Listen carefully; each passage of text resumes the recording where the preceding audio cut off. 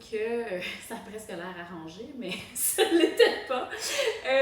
Ça fait une dizaine d'années que je participe au Prix Solaris à tous les ans, puis finalement, cette année, en 2022, j'ai gagné. Puis là, c'est drôle, en fait, que la nouvelle du Prix Solaris, La vie secrète des Carapacés, sorte juste avant le Miroir des Anges parce que y a des liens à faire entre les deux histoires. Il y a des thèmes féministes qui me tiennent à cœur, qui sont là dans les deux œuvres. Donc, les deux se répondent un peu. J'ai même l'impression que le Miroir des Anges, ça paraît que je travaille dessus depuis 10 ans. Il est un petit peu plus doux.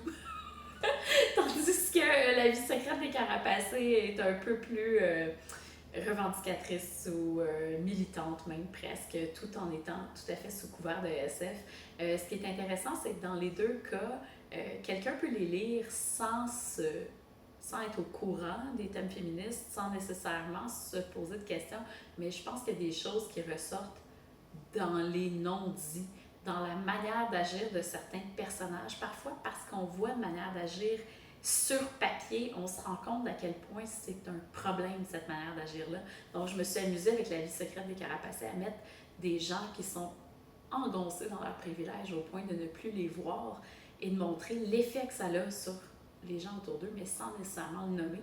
Puis, il y a un peu ça aussi qui se retrouve dans le Miroir des Anges. Donc, je trouve ça vraiment super que les deux paraissent de manière rapprochée parce que ça montre un peu ce que j'ai dit dans une autre vidéo, à quel point pour moi, peu importe le genre de l'histoire, l'important c'est les enjeux, l'important c'est les personnages, la psychologie, ce qui va se développer. Puis je pense que ça montre bien à quel point je peux exprimer parfois les mêmes thèmes, les mêmes enjeux, mais dans deux genres complètement différents.